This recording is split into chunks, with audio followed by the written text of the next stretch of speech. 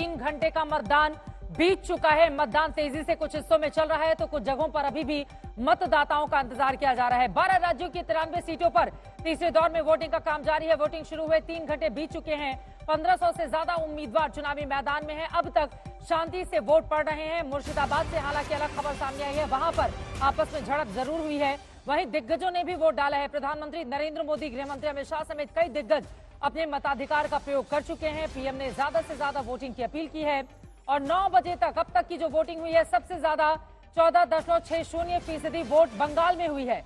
मध्य प्रदेश में भी 14% से ज्यादा वोट पड़ चुके हैं। असम में 10%, बिहार में भी 10%, गुजरात में करीब 10% वोट पड़ चुके हैं। यूपी में 11% मतदान हो चुका है। वीडी शर्मा की तस्वीरें आपको दिखा रहे हैं। मध्य प्रदेश की 29 में से कई सीटों पर, कई महत्वपूर्ण ऐसी सीटें हैं जहां पर मतदान की घड़ी है, लोग अपने घरों से बाहर निकल रहे हैं। अलग अलग हिस्सों में मतदान का क्या आंकड़ा है वो हम आपको टीवी स्क्रीन पर दिखा रहे हैं। बिहार में 10.03%, असम में भी तकरीबन उतना, छत्तीसगढ़ में ज्यादा 13.24% लोगों ने मताधिकार का प्रयोग किया है। अलग अलग राज्यों के ये जो आंकड़े निकलकर सामने आए हैं, गुजरात में 9.83% ये मतदान का अभी तक का प्रतिशत आया है। असम में 10%, बिहार में 10% के आसपास, छत्तीसगढ़ में 13.24%, दादर नागर हवेली में इस वक्त 10% से ज्यादा, गोवा में तकरीबन 12%, गुजरात में 10% से अभी कम मतदान हुआ है, 9.83%। कर्नाटक में भी वही स्थिति है। मध्य प्रदेश में 14% मतदान हुआ है। महाराष्ट्र में 6.64%। महाराष्ट्र के लोग सबसे ज्यादा सुस्त इस वक्त दिखाई दे रहे हैं।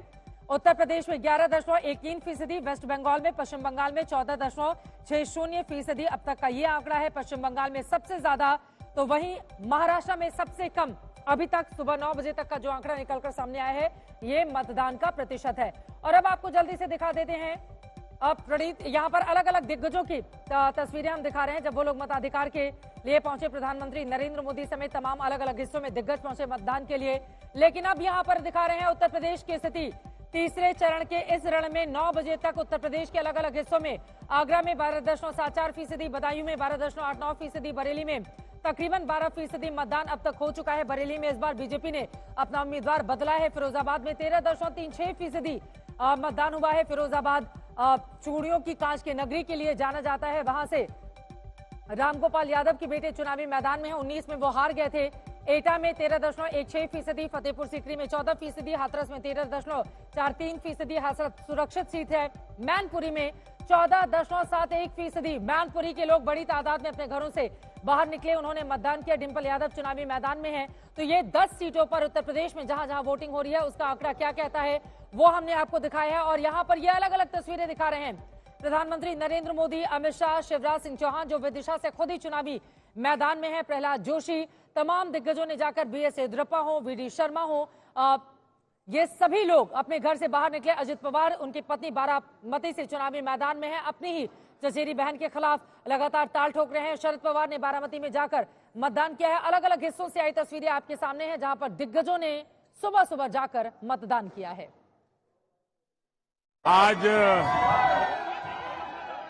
तीसरे चरण का मतदान है। मैं देशवासियों को विशेष रूप से आग्रह करूंगा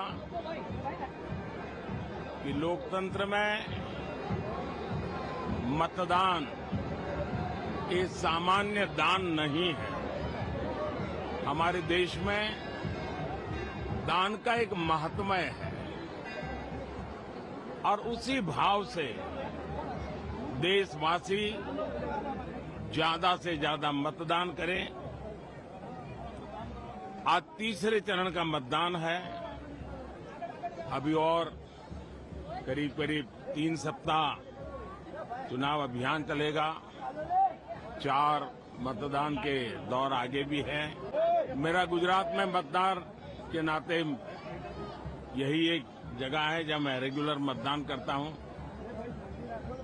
और अमित भाई यहां से भारतीय जनता पार्टी के उम्मीदवार के रूप में चुनाव लड़ रहे हैं।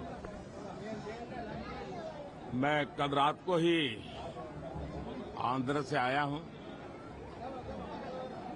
अभी गुजरात में हूं।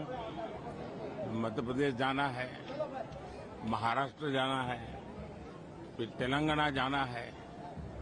तो इतने कम समय में मैं ज्यादा बात तो नहीं कर पाऊंगा, लेकिन मैं गुजरात के मतदाताओं को भी और देश के मतदाताओं का भी हृदय से आभार व्यक्त करता हूं, जो उत्साह उमंग से मतदान में हिस्सा लेते हैं।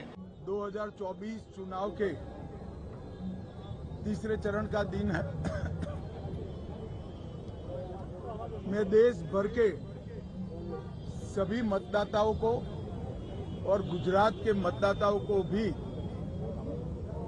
मन से विनती करना चाहता हूं कि बढ़ चढ़कर लोकतंत्र के इस महोत्सव में हिस्सा ले। स्थिर सरकार, सुरक्षित देश, समृद्ध देश,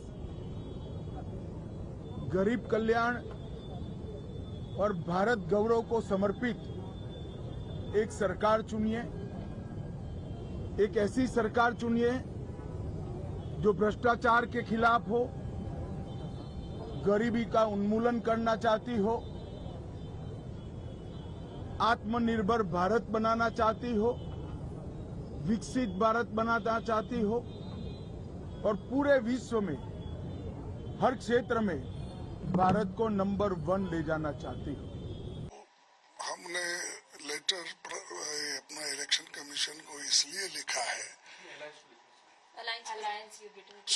अलायंस को ये लिखा है कि आप सभी लोग इसके बारे में